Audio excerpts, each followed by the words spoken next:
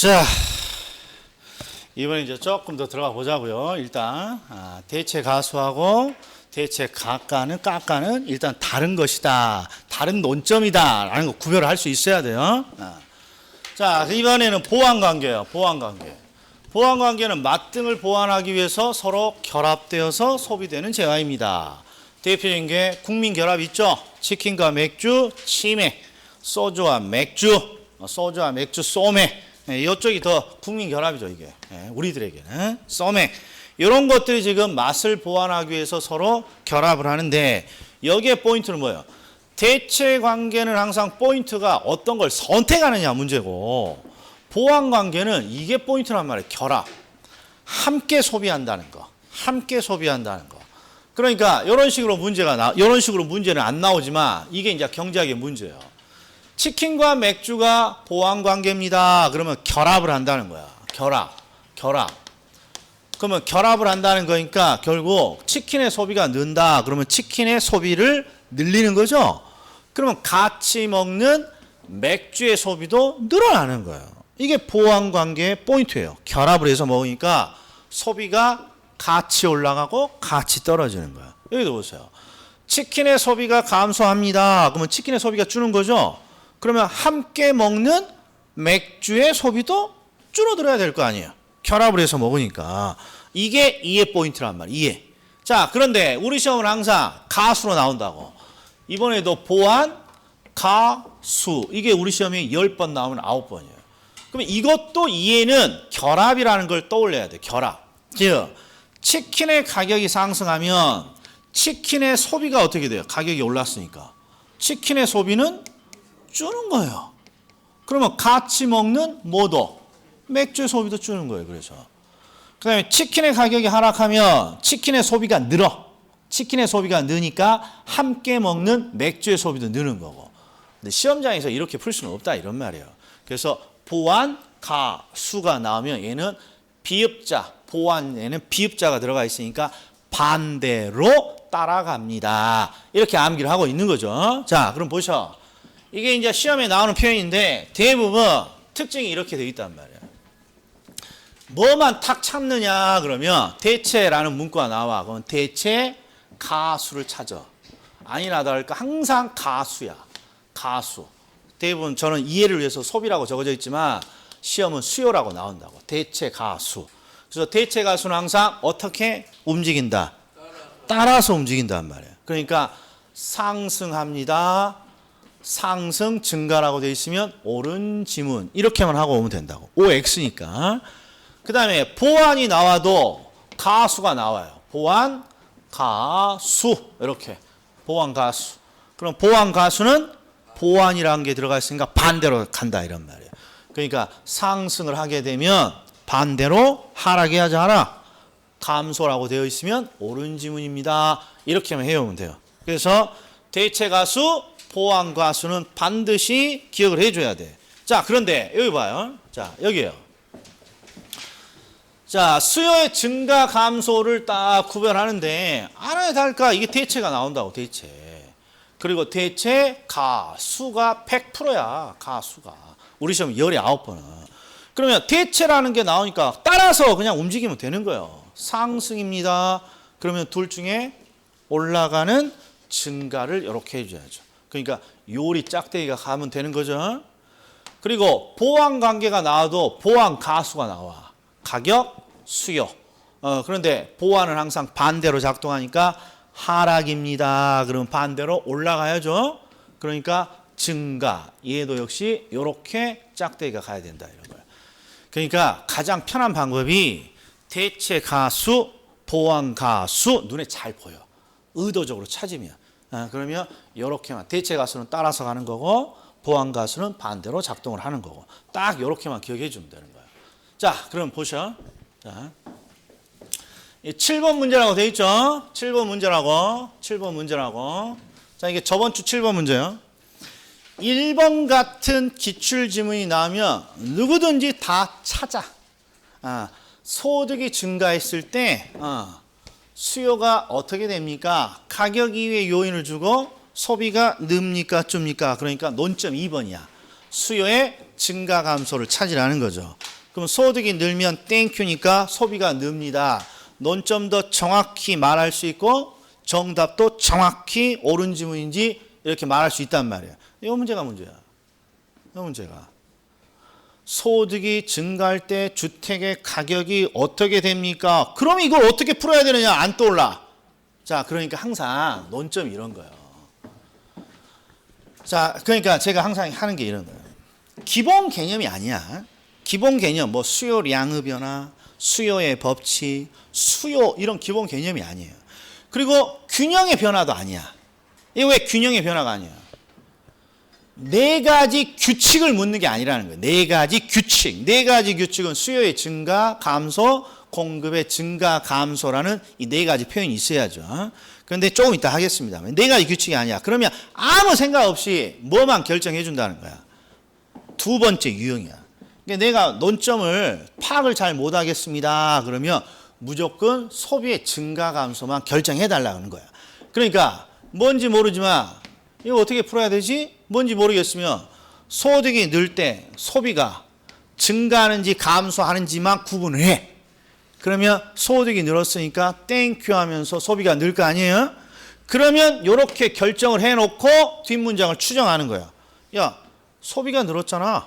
그러니까 가격은 올라야지. 그럼 옳은 지문이야. 그런데 이 지문이 왜 시험에 이런 형태로 나옵니까? 그럼 이제 보셔. 소득이 늘면 주택의 수요가 늘어요. 주택의 수요가 늘면 수요가 늘었으니까 주택의 가격은 어떻게 돼요? 주택의 가격은 상승합니다. 이렇게 되는 건데 출제자가 자 1번은 소득이 증가했을 때 주택의 수요가 어떻게 되니? 이렇게 묻는 거고 2번 문제는 어떻게?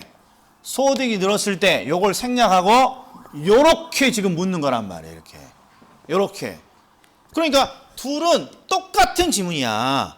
똑같은 지문인데 살짝 바꿔 놓은 거란 말이에요. 그러니까 어떤 식이든 똑같아. 뭐야. 바빠 죽겠는데. 어휴. 할까? 태산인데.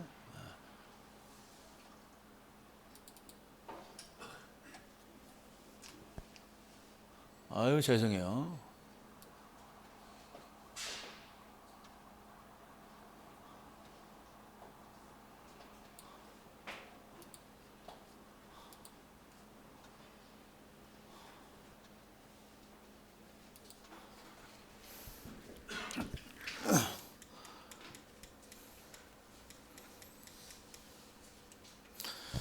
자, 그러니까 항상 어떤 가격이라는 걸 뒤쪽에서 물어보면 패턴이 항상 가격이 오를지 떨어질지는 반드시 뭘로 결정이 돼요? 수요가 느냐 쭈냐로 결정이 되는 거니까 가격을 물어보든 뭘 물어보든 논점이 애매모호하다 그러면 우리 시험은 소비가 느냐 쭈냐만 딱 결정해 놓으면 정답이 대충 보인다 이런 말이에요. 이건 이제 감을 자꾸 늘리셔야 돼. 감을. 그러니까 균형의 변화의 논점을 이제 조금 있다가 이해하게 되면 이제 이게 소비의 증가 감소를 묻는구나 이게 보여요. 뭔지 모르지만 소득이 늡니다. 소비가 늘어. 그러면 소비가 느는 걸 우리가 결정하는 거고 소비가 느니까 주택 가격은 상승한다라고 그냥 해주면 되는 거예요. 자, 조금 이따 좀 더 보셔. 자, 3번 보셔.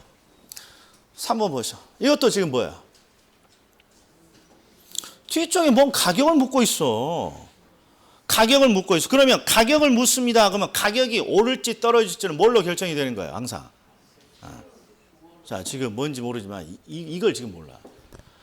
가격이 오르냐 떨어지냐 반드시 이게 결정이 돼야 된다 이런 말 이게. 이게 네 가지 규칙이잖아요.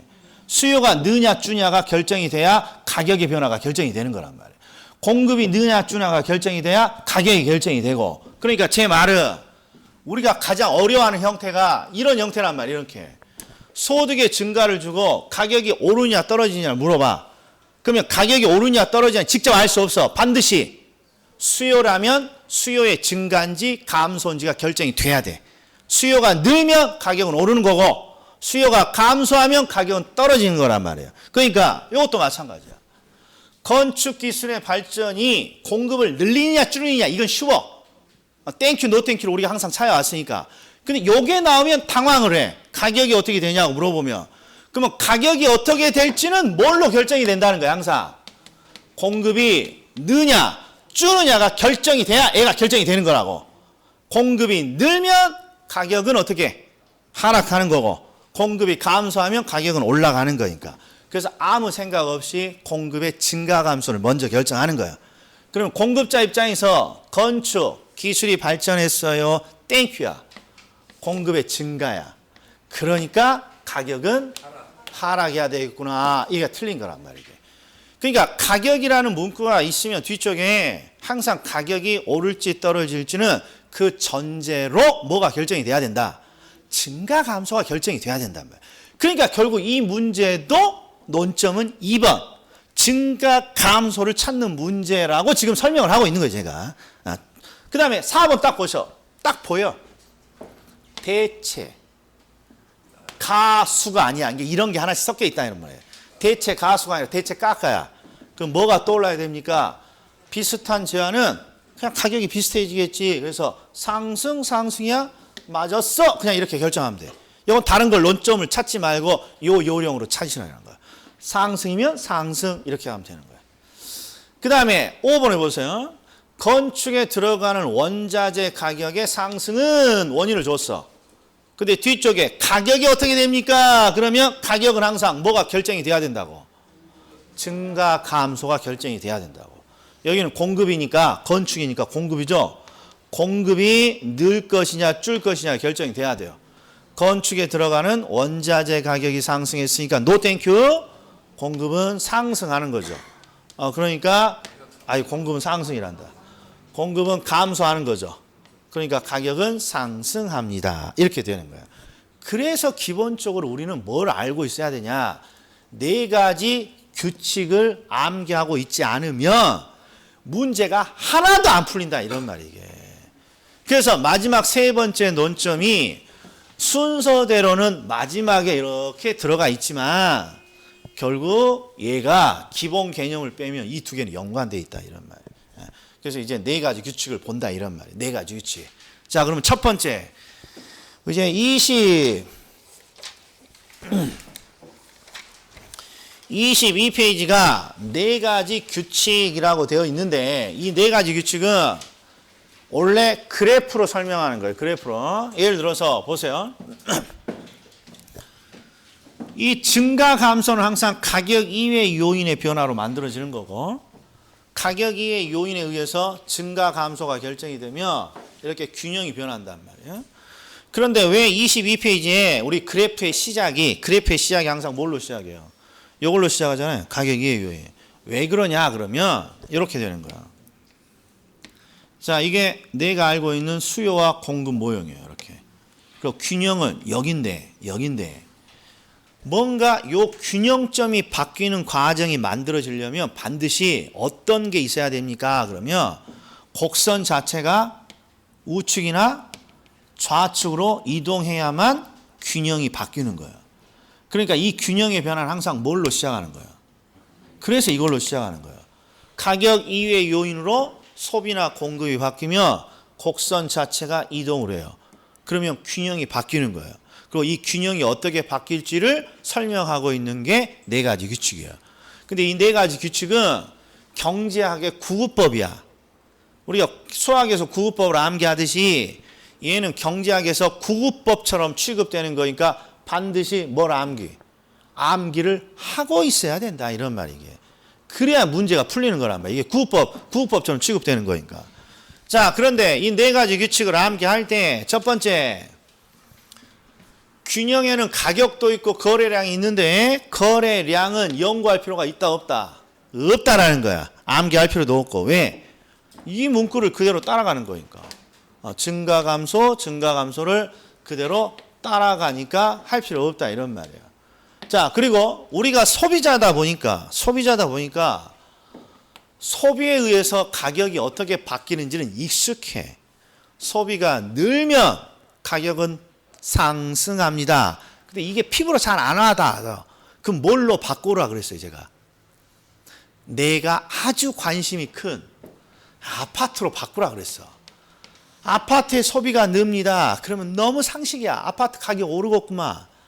아파트의 소비가 줍니다. 아파트의 구입이 줄어듭니다. 그럼 가격은 떨어지는 거란 말이게. 그러니까 우리가 신경 써야 될 것은 공급 쪽의 가격만 신경 써달라 그랬어. 그래서 이건 빨리 안 되니까 두 문자를 따서 쓰더라도 제가 아무 말 안 한다 그랬어요. 공급의 증가는 공증 받아갖고 오라고 기분 나쁘게 여기까지잖아. 공급의 증가하면 공증 받아갖고 오라고 기분 나쁘게 기분 하락이야.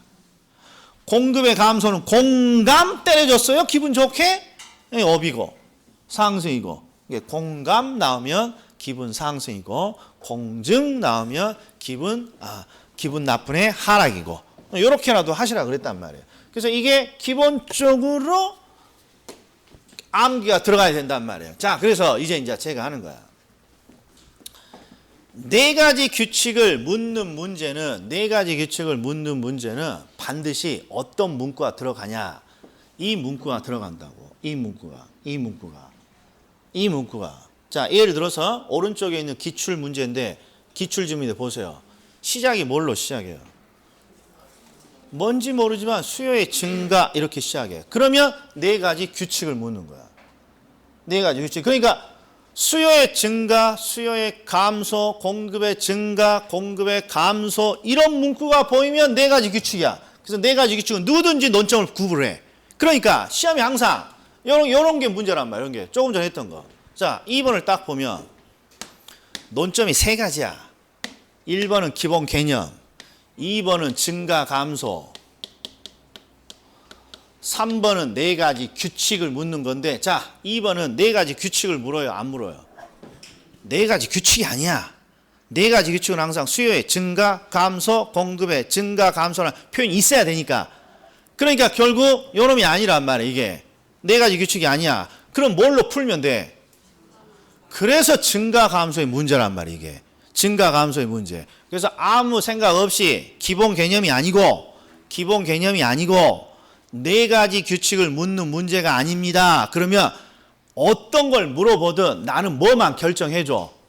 소비가 느냐 주냐만 결정해주면 정답이 쉽게 보인다 이런 말이에요. 이 문제란 말이에요. 이게 수요가 느냐 주냐가 결정이 돼야 돼. 그래야 가격이 나오는 거니까. 그리고 3번 같은 거란 말이에요. 3번. 건축 기술의 발달이 가격을 어떻게 합니까? 그러면 네 가지 규칙을 묻는 문제가 아니야. 공급의 증가 감소 이런 표현이 없으니까. 그 기본 개념을 묻는 것도 아니잖아요. 그러니까 그냥 어떤 식으로만 해줘. 아무 생각 없이. 공급의 증가 감소를 구분하는 거야. 얘는 공급의 증가로 이렇게 결정이 되니까, 공급의 증가가 결정이 되니까 자연스럽게 가격은 공증 받아갖고 오라고 기분 나쁘게 하락 이렇게 되는 거란 말이에요. 이게. 그러니까 요 논점을 그렇죠. 눈에 팍팍 보여야 돼요. 우리 시험에 가장 많이 버벅대는 부분이니까. 자, 그리고 이걸 이론적으로 설명하면 이런 거예요. 항상 가격이 오를지 떨어질지를 묻는다면 결국 우리가 뭘 결정해 줘야 돼? 증가냐 감소냐 증가냐 감소냐를 결정해 줄 수밖에 없다 이런 거예요. 자, 그럼 이제 균형을 변화시키는 네 가지 규칙에서 우리가 23페이지 두 번째 박스를 봐요. 두 번째 박스. 자, 두 번째 박스를 보면 자, 상급 논점이 있는 거죠. 요 놈을 잘 해주셔야 돼. 단순히 네 가지 규칙을 묻는 건 잘하니까. 자, 그럼 보자고. 얘는 특징이 뭡니까? 수요가 늘었습니다. 보는 순간 네 가지 규칙을 묻는 거야. 네 가지 규칙을. 근데 수요만 는 게 아니라 동시에 공급이 늘었습니다. 이렇게 동시에 나오는 거야. 동시에 뭔가 변화가 일어나는 거야. 그러면 FM은 딱 한 번만 해보죠. FM은 수요의 증가와 공급의 증가를 따로따로 다 해야 돼요. 수요의 증가가 되면 가격은 상승하고 거래량은 느는 거고, 공급의 증가하면 공증 받아갖고 오라고 기분 나쁘게 하락이고, 공급의 증가니까 이렇게 증가 이렇게 된단 말이야. 근데 동시에 작동을 했으니까 이쪽은 증가니까 100% 증가고, 이쪽은 소비자들은 수요의 증가로 가격을 올리지만 공급자들은 가격을 떨치고 있는 상황이니까 이 상태로는 알 수 없습니다. 이게 정확한 해석이란 말이에요. 그런데 시험에 이렇게 문제를 풀어서는 시간 안에 못 들어와. 그래서 모든 네 가지 규칙을 묻는 모든 문제는 반드시 뭐부터 본다는 거야. 양부터. 왜 양부터 보니? 그럼 양은 생각할 필요가 없으니까. 증가라면 증가고 감소라면 감소니까. 자, 그래서 항상 이런 문제가 나오더라도 요령이 동그라미를 어디다 칩니까? 수요가 늘면서 공급이 늘어요. 보는 순간 거래량은 이미 바로 나와. 증가니까 증가구나. 그리고 이 형태는 한쪽을 알면 한쪽은 반드시 몰라. 끝. 이게 이렇게 되는 거라고. 이게. 왜 한쪽은 알면 한쪽은 모릅니까? 이 문제 형태가 그래. 그러니까 요령이 이 문제 형태를 암기하고 있어야 된다고. 그러면 왜 그러냐? 수요가 늘면 가격은 오르지만 공증 받아갖고 오라고 기분 하락이니까 오를지 떨어질지는 알 수 없다. 이렇게 되는 거예요. 자, 그 다음에 또 보셔. 수요가 증가하면서 동시에 공급이 감소합니다. 그럼 항상 여기에 동그라미 치는 연습을 해야 돼. 증가, 감소. 그럼 알 수 없네. 한쪽은 증가, 한쪽은 감소니까. 그럼 가격은 어떻게 됩니까? 수요가 늘면 가격은 오르고 공감 때려줬군요. 가격 올라. 기분 업. 상승이란 말이에요. 이렇게 찾아주는 훈련을 해줘야 돼. 그러니까 기본적으로 뭐가 잘 돼 있어야 돼요. 경제학의 구급법 네 가지 규칙이 암기돼 있어요. 네 가지 규칙이. 네 가지 규칙이. 자, 그 다음에 이거 보세요. 수요가 감소하면서 공급이 증가합니다. 그러면 감소 증가하니까 알 수 없잖아요. 그리고 한쪽은 반드시 알아. 그러니까 솔직히 시험장에서 둘 다 볼 필요도 없어. 반드시 일치되게 돼 있어. 한쪽은. 그러니까 수요가 감소합니다. 하락 적어놓으면 그냥 정답이야. 그 공급이 증가합니다. 공증 받아갖고 오라고 기분 하락. 똑같잖아요. 이렇게 요령을 찾아주셔야 돼요. 자, 그 다음에 수요가 감소하면서 동시에 공급이 감소합니다. 둘 다 감소네? 거래량은 감소야. 그럼 한쪽은 모르겠구만. 이렇게 오는 거란 말이에요. 그래서 1, 2, 3, 4번 중에 하나는 꼭 또 나와. 1, 2, 3, 4번 중에 요령이 뭐부터 본다. 뭐부터 본다. 양부터 확인한다는 거예요. 양부터 확인한다는 거예요. 양부터. 자, 그리고 7번, 8번, 9번. 밑에 있는 7번, 8번, 9번을 먼저 보셔야 돼. 우리 시험은 여기에 더 많이 나오니까. 7번, 8번, 9번은 똑같은 형태예요. 수요의 증가, 공급의 증가. 수요의 증가, 공급의 증가니까 동시에 뭔가 변화가 일어나는데 뭘 줬다는 거예요, 이게. 크다면이라는 이런 표현을 줬어요. 이 표현은 힘의 크기를 알려주는 거야. 힘의 크기. 그러면 이건 어떻게 풉니까? 그러면 자, 소비자의 행동하고 공급자의 행동은 상반돼요? 상반되지 않아요? 상반돼. 그러니까 시장에서 소비자의 행동이 바뀌고 공급자의 행동이 바뀌었다라고 하면 항상 줄다리기야. 줄다리기. 왜? 서로 다른 행동을 하니까. 그래서 이들이 이렇게 줄다리기를 하는 거라고. 이들이. 가운데다가 뭘 이렇게 놓고 우리 줄다리기 하면 항상 여기다가 이렇게 리본, 땅에다가 이렇게 리본 이렇게 달아놓고 금 그어놓고 요 리본이 어디로 가느냐에 따라서 이긴 그 승부를 가리잖아요. 힘의 크기야. 그런데 수요의 증가가 크다면 돼 있으면 힘이 누가 크다는 거야? 수요. 그럼 누가 이기는 거야? 그러니까 수요의 증가가 시장을 결정하는 거예요. 큰 쪽이. 힘이 큰 쪽이. 그러니까 수요의 증가를 따라서 가격은 상승하고 거래량은 증가합니다. 라고 돼 있으면 옳은 지문이란 말이에요. 그 다음에 8번은 수요 공급의 증가인데 이번에는 누가 크다고 돼 있어요. 그러니까 이번에는 이쪽이 큰 거야. 그럼 누가 이긴다는 거야? 공급. 그러니까 공급의 증가를 따라서 가격은 하락하고 거래량은 증가합니다. 라고 돼 있으면 된다 이런 말이야. 자, 그런데 이제 여기다가 별표 쳐놔. 우리 시험에서 나와서 어마무시하게 틀린 게 요 지문이란 말이에요. 지문. 요즘은. 앞으로 많이 보게 될 거예요, 이게.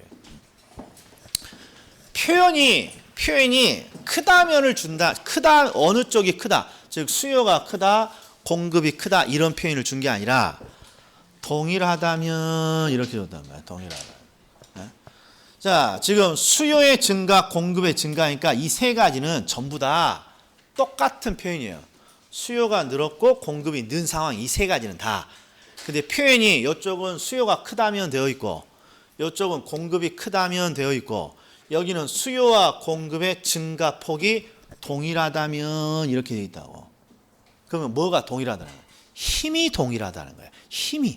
힘이 동일하다면 줄다리를 했을 때 이 리본이 움직인다는 거야? 안 움직인다는 거야? 안 움직인다는 거야.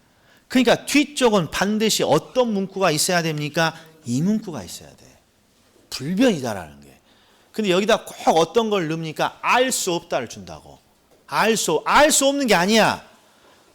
수요와 공급의 증가니까 뭔가 줄다리기를 하고 있는데 동일하다면은 알 수 없다라는 표현이 들어가면 안 되고 동일하다면 힘이 동일하다는 뜻이야. 힘이.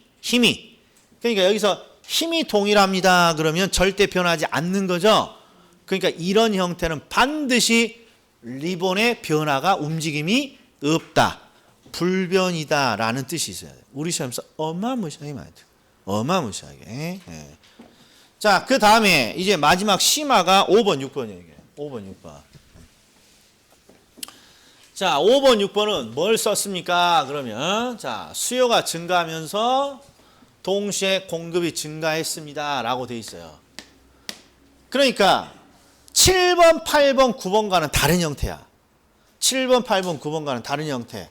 그렇죠. 7번, 8번, 9번은 힘의 크기를 누가 크다, 힘의 크기가 동일하다 이런 표현이고 여기는 그냥 단순이야. 그러니까 정확히는 이런 거예요. 증가니까 거래량은 100% 증가. 그리고 그러면 한쪽은 알 수 있다고 없다고요. 알 수 없다고 이렇게 된다 이런 말이에요. 알 수 없다고. 그런데 이 알 수 없다라고 주면 잘 맞추는데 알 수 없다를 뭐라고 표현합니까? 이렇게 표현하게 되면 또 엄청나게 틀려갖고 와. 그러니까 5번, 6번 다 별표야. 5번, 6번, 9번 때문에 이 문제 틀려갖고 오는 거라고. 5번, 6번, 9번 때문에. 네. 자, 그러면 이게 수요와 공급의 변화 폭에 의해 결정된다가 알 수 없다랑 똑같은 뜻이라는 걸 아셔야 돼. 자, 이게 무슨 뜻이냐? 그럼 제가 이 사례를 들었어요. 3월 달에 어떤 사례를 들었냐? 야구를 합니다. 야구를. 기아하고 삼성이 야구를 해요. 그래서 우리가 우리 아나운서가 해설자에게 물어봐. 해설자에게. 기아가 이길까요? 야구에서 삼성이 오늘 이길 것 같습니까? 그랬더니 해설자가 뭐라 그러냐? 내가 알 수 있겠어요? 이런 거야. 이거 알 수 없다. 야.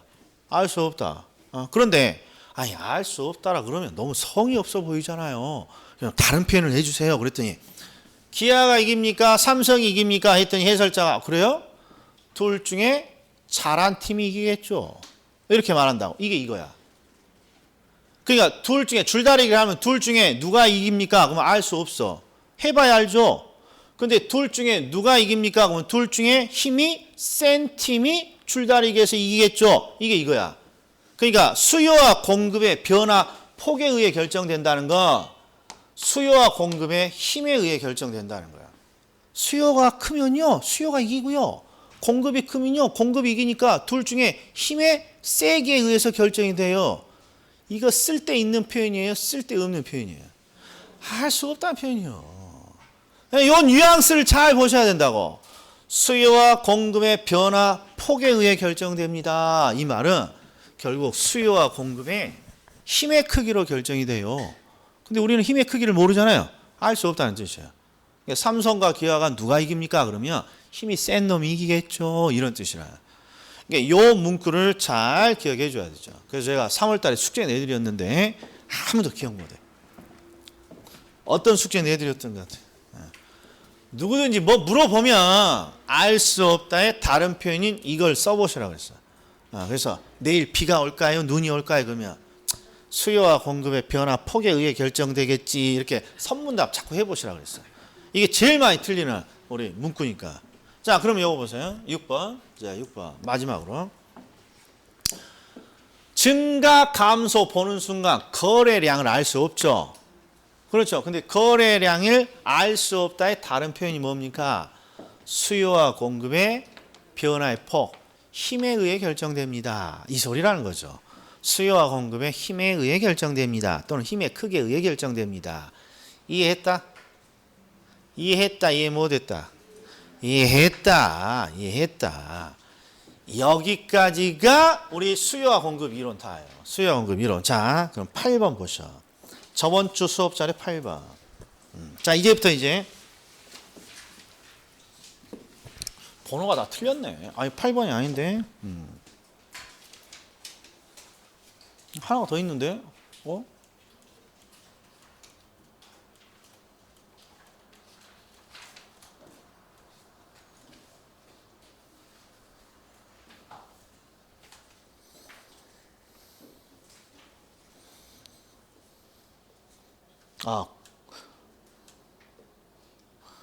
자, 9번 문제 보세요. 9번 문제. 제가 이게 뭐 어저께 PPT는 왜 다르지? 9번 문제 보세요. 9번 문제.